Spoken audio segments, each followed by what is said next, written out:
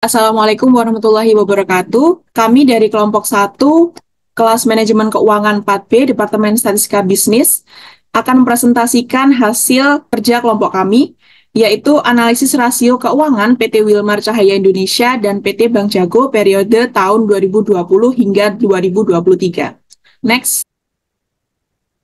Berikut adalah anggota kelompok kami. Next. Untuk isi dari pembahasan presentasi kelompok kita hari ini, yang pertama adalah mengenai PT Wilmar Cahaya Indonesia dan juga tentang PT Bank Jago. Yang kedua ada analisis rasio keuangan dari masing-masing PT. Selanjutnya adalah tata kelola perusahaan dan juga resiko investasi.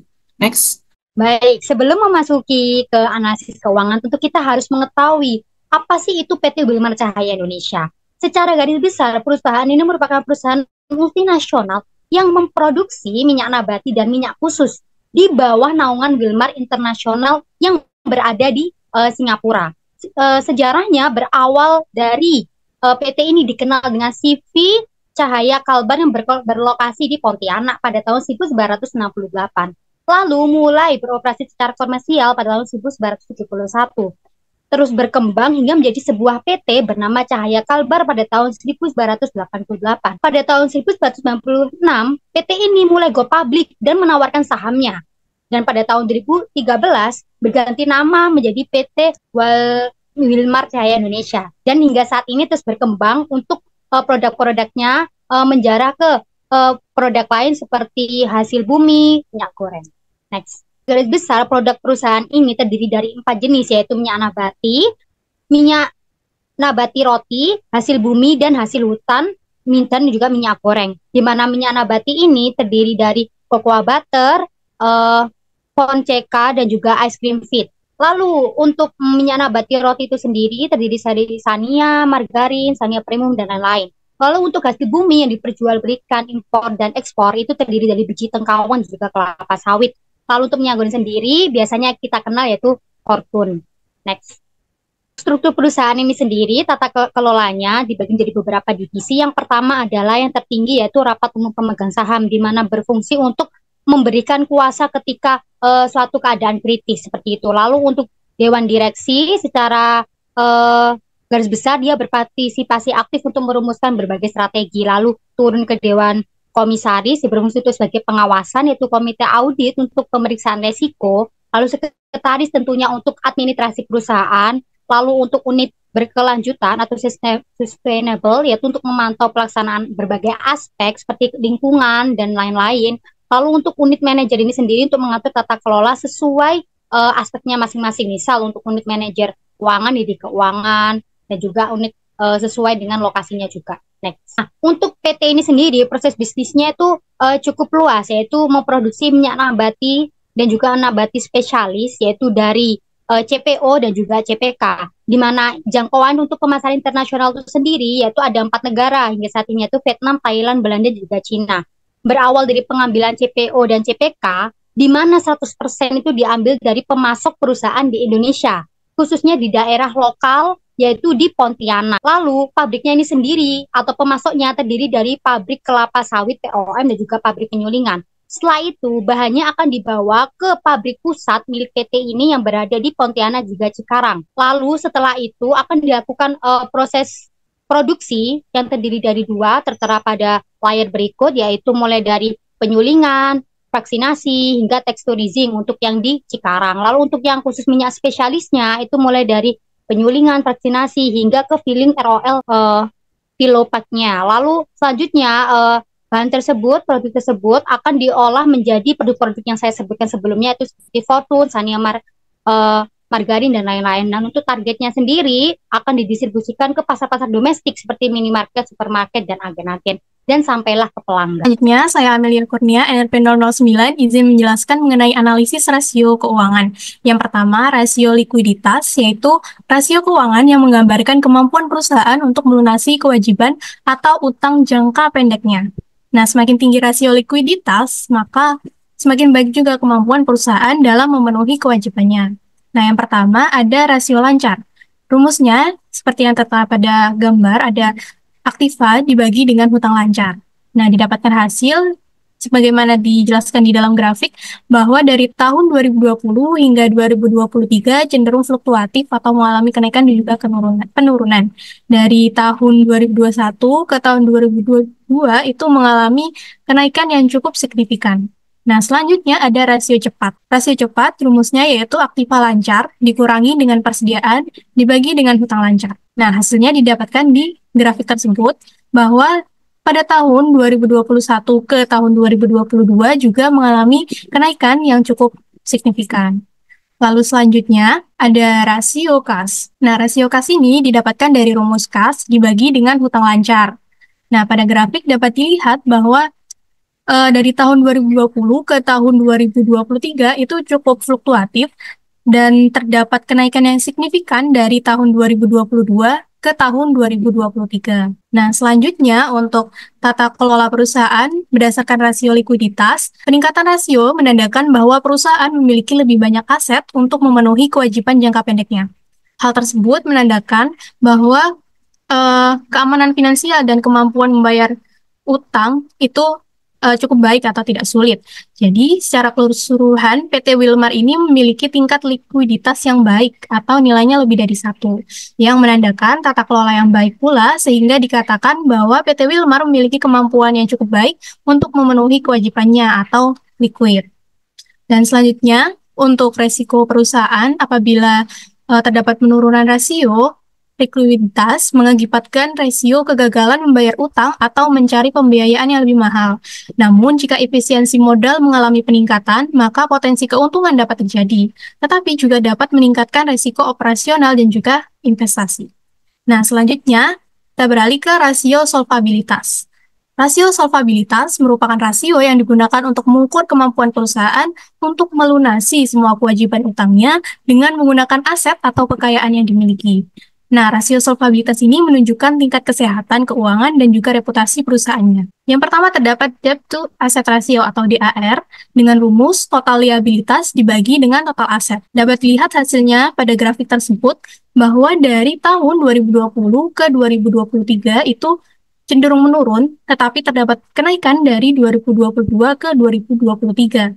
Lalu selanjutnya di debt equity ratio atau DER dengan rumus total liabilitas dibagi dengan total ekuitas dan didapatkan hasil sebagaimana dalam grafik tersebut, sama seperti sebelumnya cenderung menurun, tetapi terdapat kenaikan dari tahun 2022 ke 2023. Nah, untuk DAR dan juga DER ini semakin kecil nilainya itu semakin baik karena menandakan hutangnya lebih kecil daripada aset dan ekuitas. Lalu selanjutnya terdapat Fixed Charge Coverage atau FCC dengan rumus laba sebelum pajak dibagi bunga dan sewa. Dapat dilihat hasilnya dalam grafik bahwa dari tahun 2020 ke 2023 itu cenderung mengalami kenaikan, terutama dari 2022 ke 2023 terdapat kenaikan yang cukup drastis. Kemudian di time interest year terdapat perhitungan laba sebelum pajak dibagi dengan bunga.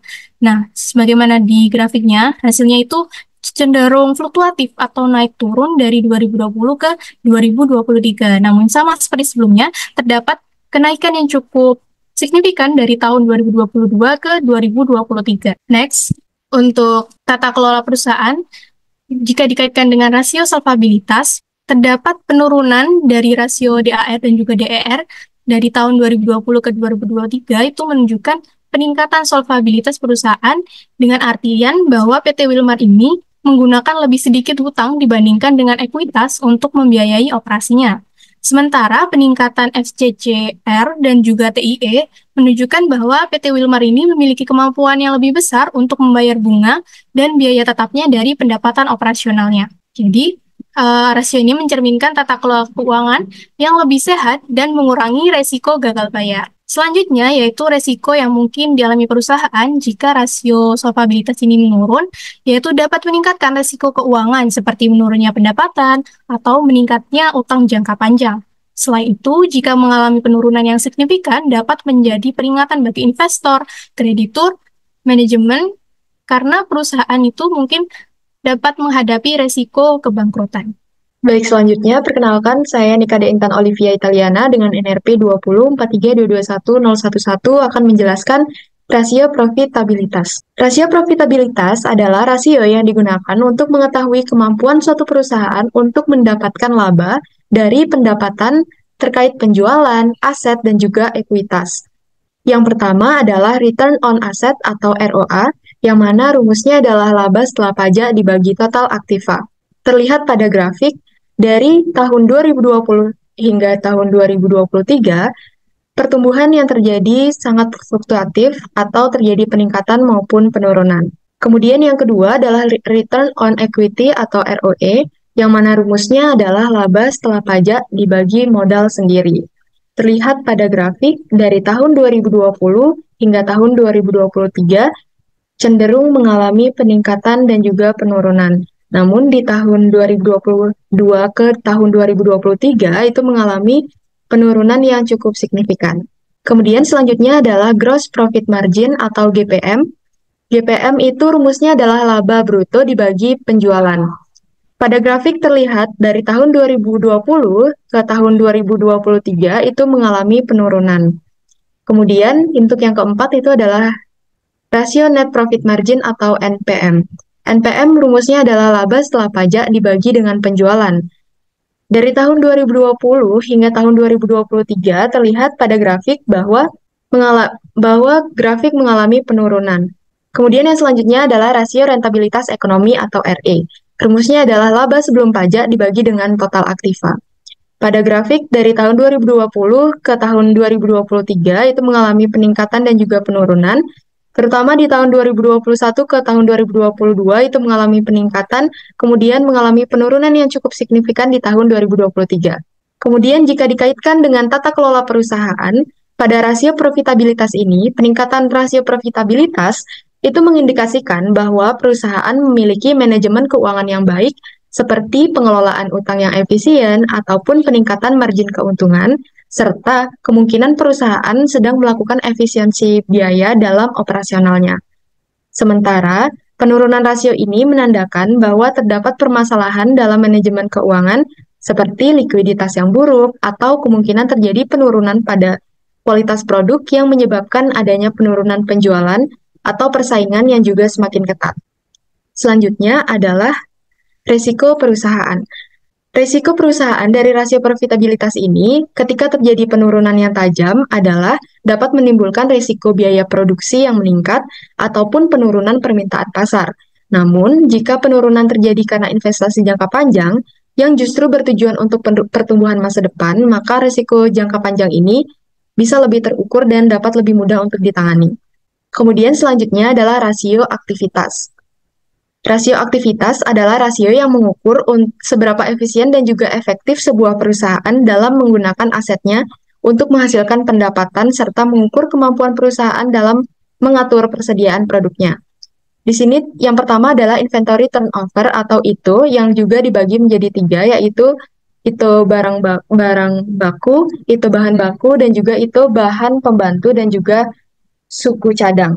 Kemudian untuk rumusnya sendiri itu adalah penjualan dibagi dengan persediaan dan juga diikuti juga dengan itu barang jadi, bahan baku dan juga bahan pembantu dan suku cadang itu pembaginya itu adalah persediaan yang sesuai dengan namanya. Kemudian terlihat pada grafik bahwa dari tahun 2020 hingga tahun 2023 itu mengalami peningkatan atau pertumbuhan yang cukup fluktuatif karena cukup mengalami peningkatan maupun penurunan. Selanjutnya adalah Fixed Asset Turnover atau FATO, yang mana rumusnya adalah penjualan dibagi dengan aset tidak lancar. Terlihat pada grafik bahwa dari tahun 2020 hingga tahun 2023 itu mengalami peningkatan. Selanjutnya adalah Average Collection Period atau ACP, yang mana rumusnya adalah hari dalam setahun, yang mana diasumsikan 360 dibagi dengan RTO atau Receivable Turnover, yang mana pada grafik terlihat dari tahun 2020 hingga tahun 2023 itu mengalami peningkatan dan juga penurunan. Selanjutnya adalah Receivable Turnover atau RTO, yang mana rumusnya adalah piutang per penjualan per hari. Pada grafik terlihat bahwa dari tahun 2020 hingga tahun 2023 itu mengalami peningkatan. Jika dikaitkan dengan tata kelola perusahaan, Secara umum, peningkatan dari rasio ini menandakan bahwa perusahaan itu lebih efisien dalam menggunakan sumber daya dan operasi bisnisnya. Di sisi lain, penurunan dari rasio ini menunjukkan masalah dalam manajemen aset, pengumpulan piutang, ataupun manajemen persediaan yang mungkin perlu ditangani untuk meningkatkan kinerja perusahaan.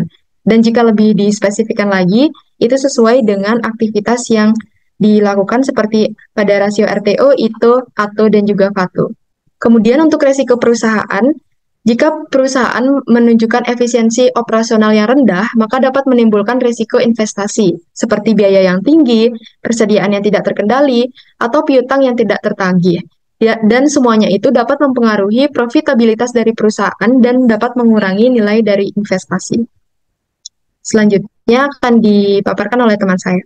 Baik, di sini saya akan menjelaskan mengenai rasio nilai pasar. Untuk sebelumnya, perkenalkan nama saya Rindi Retno Destari dengan NRP 2043221021. Baik, rasio nilai pasar adalah rasio keuangan yang mengukur harga pasar saham perusahaan dalam hubungan dengan nilai fundamental perusahaan, seperti laba bersih, pendapatan, atau nilai buku. Rasio ini memberikan perbandingan antara kinerja fundamental perusahaan dengan prospek bisnis yang tercermin dari harga saham perusahaan. Untuk yang pertama yaitu earning per saham atau EPS, dengan rumus yaitu laba bersih yang diatribusikan kepada pemilik entitas dibagi modal ditempatkan dan disetor penuh. Dilihat dari grafik tersebut, yaitu menunjukkan terjadinya fluktuitas setiap dari 2020 sampai 2023 dan mengalami kenaikan di 2022 dan mengalami penurunan drastis di 2023. Untuk yang kedua yaitu nilai buku per saham atau NBPS dengan rumus yaitu total ekuitas per jumlah saham beredar. Dilihat dari grafik tersebut, terjadi kenaikan setiap tahunnya yaitu dari 2020 sampai 2023. Next. Yang ketiga yaitu price to book value atau PBV, yaitu dengan rumus harga saham per NBPS. Dilihat dari grafik tersebut menunjukkan terjadinya penurunan dari 2020 sampai 2023. Yang keempat yaitu dividend yield dengan rumus EPS per harga saham. Dilihat dari grafik tersebut terjadinya fluktuitas dan mengalami kenaikan di 2022 dan mengalami penurunan drastis di 2023. Untuk tata kelola perusahaan sendiri yaitu rasio nilai pasar, peningkatan atau penurunan rasio nilai pasar perusahaan dapat memberikan petunjuk tentang bagaimana pasar menilai kinerja dan prospek masa depan perusahaan tersebut. Secara umum, peningkatan rasio ini menunjukkan pasar memiliki keyakinan yang lebih besar terhadap prospek bisnis dan kemampuan manajemen perusahaan untuk menghasilkan laba di masa depan. Sebaliknya, penurunan rasio ini menandakan ketidakpastian atau kekhawatiran pasar tentang masa depan perusahaan, termasuk masalah internal seperti kinerja keuangan yang buruk, manajemen yang tidak efektif, atau konflik internal. Nantinya yaitu risiko perusahaan. Penurunan rasio ini dapat menimbulkan risiko yang berkaitan dengan pertumbuhannya di masa depan, seperti pasar menganggap bahwa prospek pertumbuhan perusahaan di masa depan melemah sehingga dapat mengurangi ketertarikan investor terhadap perusahaan ini. Selanjutnya yaitu risiko investasi dari PT Wilmar Cahaya Indonesia. Untuk yang pertama yaitu risiko bisnis, yaitu ada risiko harga komoditas, risiko mata uang asing, dan risiko kekurangan kinerja. Untuk yang kedua yaitu risiko keuangan, yaitu ada risiko kekurangan laba dan risiko tingkat suku bunga. Untuk yang ketiga ada risiko pasar, yaitu ada risiko inflasi dan risiko likuiditas. Dan yang keempat ada risiko lainnya yang terdiri dari reputasi dan serangan siber. Setelah pemaparan terkait perusahaan manufaktur, sekarang kita akan beralih ke perusahaan bank jago atau perusahaan perbankan. Saya Natasha Lena Putri NP 10 akan memaparkan terkait gambaran perusahaan ini. Kurang lebihnya PT Bank Jago merupakan perusahaan yang fokus pada layanan perbankan secara digital yang kita kenal dengan nama Jago, di mana tujuannya adalah untuk memenuhi kebutuhan pasar retail UMKM dan pelaku pasar massa lainnya. Di mana PT Bank Jago ini awalnya dikenal dengan PT Bank Atos Indonesia. Lalu pada tahun 2016 mereka mulai go publik dan menawarkan sahamnya. Dan pada tahun 2019, PT Meta Forces Ekosistem Indonesia dan juga World Trade Technology mulai melakukan akuisisi pada PT Bank Atos itu, yaitu sebesar 51%. Lalu pada tahun 2020, tidak hanya PT tersebut yang melakukan akuisisi, Gojek pun juga melakukan akuisisi sebesar 22,16%. Dan di saat inilah terjadi perubahan logo dan namanya menjadi PT Bank Jago. Lalu pada tahun 2021, mulai berkembanglah PT Bank Jago ini dengan mendirikan unit usaha syariah dan juga melakukan beberapa mitra kepada PT Bibit Tumbuh Bersama. Lalu pada tahun 2022, diluncurkanlah aplikasi Jago Syariah. Dan juga pada tahun 2023 semakin berkembang lagi dengan meluncurkan Jago Digital Academy. Berikut merupakan struktur organisasi dari perusahaan perbankan PT Bank Jago. Dimulai dari Dewan Komisaris, turun ke Dewan Pengawas, lalu turun ke Presiden Editor, hingga ke bawah-bawahannya, yaitu melalui komite-komite. Layanan dari PT ini ada 4, yaitu penghimpunan dana, penyaluran dana, portofolio hijau, dan juga layanan bank lain. Di mana penghimpunan dana itu mulai dari giro, tabungan, deposito berjangka, hingga deposito mudharabah. Lalu lanjut ke penyaluran dananya, di mana PT ini menawarkan yaitu kredit modal kerja, kredit investasi, kredit konsumsi, dan juga kredit multiguna. Untuk portofolio ini masih dalam tahap pengembangan dan juga riset pasar, di mana biasanya portofolio hijau ini menawarkan produk semacam saham hijau dan juga obligasi ramah lingkungan.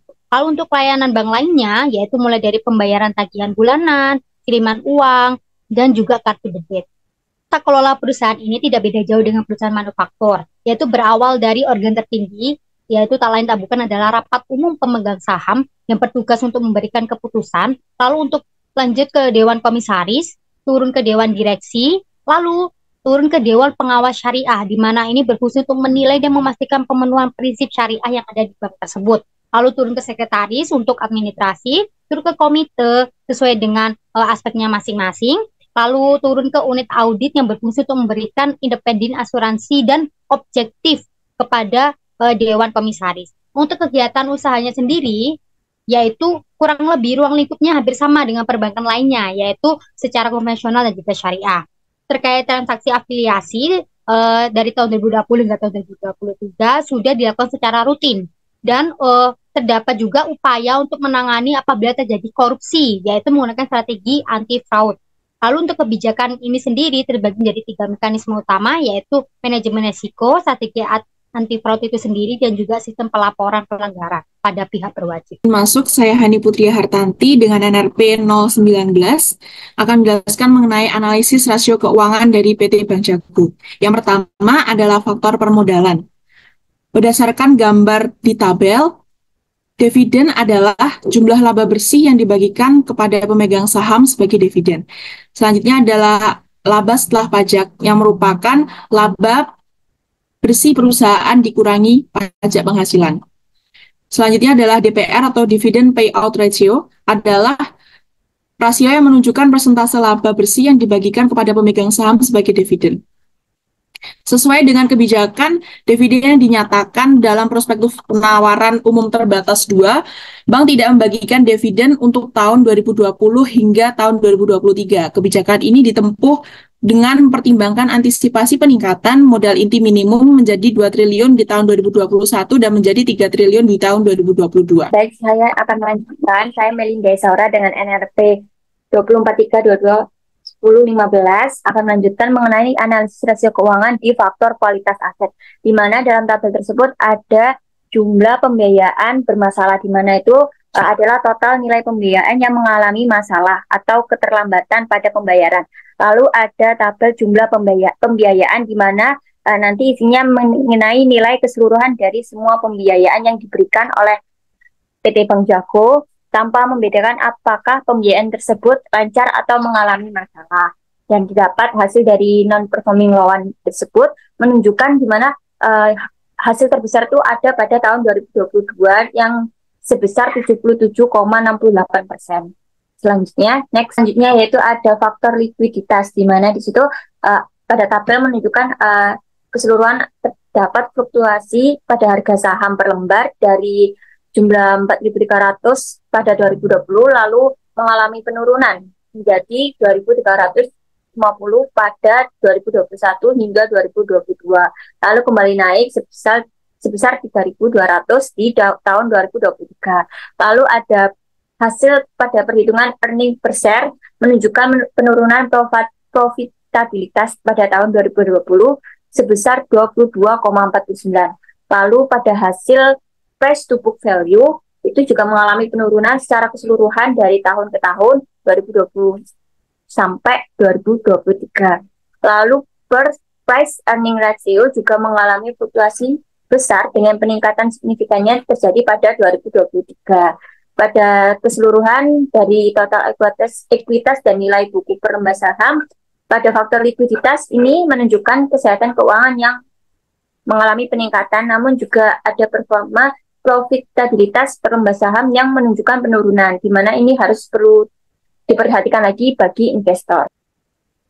Selanjutnya yaitu faktor rentabilitas, di mana keseluruhan dalam hasil tabel tersebut terjadi peningkatan drastis pada perhitungan beban operasional atau BOPO dari 264,4% di tahun 2020 menjadi 267,1% pada tahun 2022.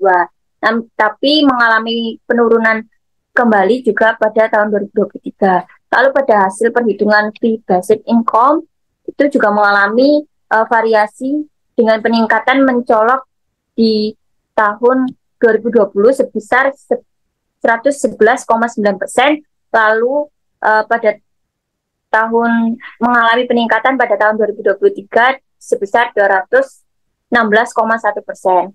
Meskipun begitu, pada hasil return on asset dan return on equity itu juga mengalami penurunan dari tahun 2020 hingga 2021, lalu mengalami peningkatan pada tahun 2022 hingga 2023. Ini menunjukkan efisiensi dari penggunaan aset dan pengelolaan beban operasional di PT Bank Jago ini perlu diperhatikan lagi untuk meningkatkan kembali dari kinerja rentabilitas entitas pada PT Bank Jago. Selanjutnya akan ada hasil keseluruhan melalui grafik yang akan dijelaskan oleh teman saya. Next. Nama saya Satria dengan NRP 2043221001 izin melanjutkan untuk faktor kualitas aset. Faktor kualitas aset merupakan aspek penting dalam menilai kesehatan keuangan suatu perusahaan, khususnya lembaga keuangan seperti bank. Nah, kualitas aset yang baik menunjukkan bahwa perusahaan memiliki kemampuan untuk menghasilkan laba dari asetnya dan mampu untuk memenuhi kewajibannya kepada kreditur. Nah, yang termasuk faktor kualitas aset yaitu non-performing loan, yang berarti adalah kredit macet atau kredit yang bermasalah di dalam suatu bank. Hal ini terjadi karena debitur tidak bisa memenuhi kewajiban pembayaran angsuran sesuai kesepakatan yang telah dibuat dengan bank tersebut. Dan dapat dilihat dalam grafik NPL pada Bank Jago pada tahun 2020 hingga 2023 sangat fluktuatif, yang dimana pada tahun 2001 mengalami peningkatan sedikit dan mengalami peningkatan yang cukup drastis pada tahun 2022 dan mengalami penurunan juga yang drastis pada tahun 2023 menjadi 1,38%, di mana NPL adalah jumlah pembiayaan bermasalah per jumlah pembiayaan. Selanjutnya adalah faktor likuiditas. Faktor likuiditas merupakan suatu kemampuan suatu perusahaan untuk memenuhi kewajibannya jangka pendek dengan menggunakan aset lancarnya. Yang termasuk faktor likuiditas merupakan yang pertama, price earning ratio. Dapat dilihat dalam grafik di tahun 2020 hingga tahun 2023, grafik menunjukkan cenderung mengalami kenaikan dan mengalami kenaikan drastis pada tahun 2022 menuju tahun 2023 menjadi 16.842,1, di mana price earning ratio merupakan harga saham per lembar dibagi earning per share. Next, ya, faktor likuiditas selanjutnya adalah price to book value. Dapat dilihat dalam grafik pada tahun 2020 ke 2021 mengalami penurunan yang sangat drastis, dan tahun 2021 hingga tahun 2023 mengalami cukup fluktuatif, mengalami penurunan yang sedikit pada tahun 2022 dan mengalami peningkatan lumayan pada tahun 2023, di mana price to book value merupakan harga saham per lembar dibagi nilai buku. Selanjutnya merupakan nilai buku per lembar saham. Nilai buku per lembar saham merupakan rasio keuangan yang menunjukkan nilai aset bersih suatu perusahaan yang dimiliki oleh setiap pemegang saham. Dapat dilihat dalam grafik tersebut, pada tahun 2020 hingga tahun 2023 mengalami kenaikan, yang mana tahun 2020 yang awalnya 1,14 menjadi 6,03 pada tahun 2023, di mana nilai buku per lembar saham merupakan rasio dari total ekuitas per modal ditempatkan dan disetor penuh. Next, yang terakhir merupakan faktor rentabilitas.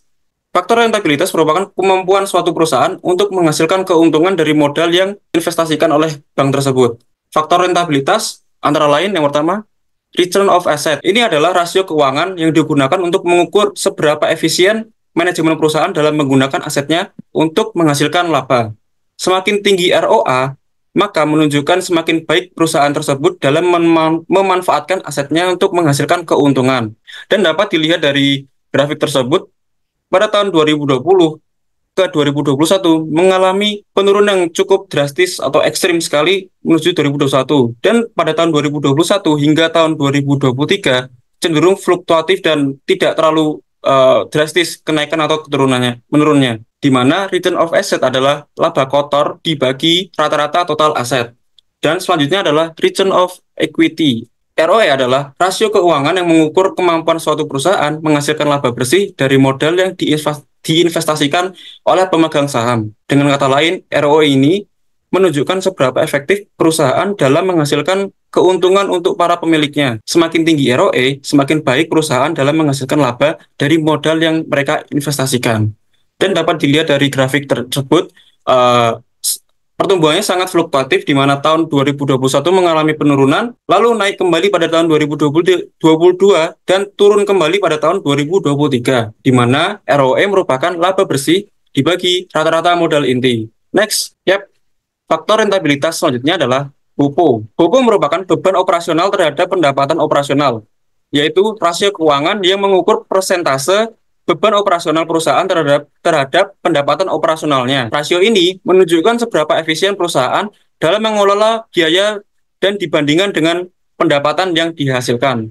Dan dapat dilihat dalam grafik tersebut, pada tahun 2021 mengalami penurunan yang lumayan dan mengalami kenaikan yang sangat drastis pada tahun 2022 dan mengalami penurunan juga pada tahun 2023, di mana BOPO merupakan beban operasional dibagi pendapatan operasional. Selanjutnya adalah fee-based income atau FBI, dapat dilihat merupakan pendapatan yang dihasilkan dari perusahaan selain sumber bunga. Secara umum, pendapatan non-bunga diperoleh dari jasa-jasa perbankan yang diberikan kepada nasabah. Dan dapat dilihat dalam grafik, pertumbuhannya cukup fluktuatif, di mana tahun 2021 mengalami penurunan, 2022 kembali naik dan turun kembali pada tahun 2023, di mana fee-based income adalah pendapatan operasional di luar bunga dibagi oleh pendapatan operasionalnya. Next, selanjutnya akan dijelaskan oleh teman saya. Baik, izin masuk kembali. Saya Hani Putria, NRP 019, akan menjelaskan mengenai resiko investasi. Investasi di saham PT Bank Jago Arto, seperti halnya instrumen investasi lain, memiliki resiko. Beberapa resiko yang perlu dipertimbangkan sebelum berinvestasi di saham Arto adalah sebagai berikut. Yang pertama ada resiko bisnis, di mana ada resiko bank digital yang masih baru. Yang kedua sensitif terhadap kondisi ekonomi, dan selanjutnya adalah regulasi financial technology. Yang kedua adalah resiko keuangan, di mana ada resiko dari kualitas kredit, di mana kualitas kredit rendah sehingga dapat meningkatkan resiko kredit yang macet. Dilanjutkan dengan resiko dependensi pendanaan, yaitu resiko bahwa PT Bank Jago sangat bergantung pada pendanaan pihak ketiga. Yang ketiga adalah resiko pasar, di mana ada volatilitas harga saham, di mana resiko bahwa harga saham PT Bank Jago dapat berfluktuasi secara signifikan dalam waktu singkat. Yang kedua adalah likuiditas saham, di mana resiko bahwa PT Bank Jago kurang likuid. Yang selanjutnya adalah resiko lainnya, yaitu resiko reputasi, di mana resiko PT Bank Jago dapat tercoreng akibat kejadian negatif. Yang ketiga adalah keserangan cyber. Demikian analisis rasio keuangan selama periode pandemi menunjukkan tantangan yang dihadapi oleh perusahaan dalam menjaga stabilitas dan kinerja finansialnya. upaya untuk meningkatkan kualitas aset, mengelola likuiditas dengan lebih baik, dan meningkatkan rentabilitas harus menjadi fokus utama perusahaan dalam menghadapi ketidakpastian yang terus berlanjut. Sekian presentasi dari kelompok kami. Atas kurang dan lebihnya kami ucapkan terima kasih. Wassalamualaikum warahmatullahi wabarakatuh.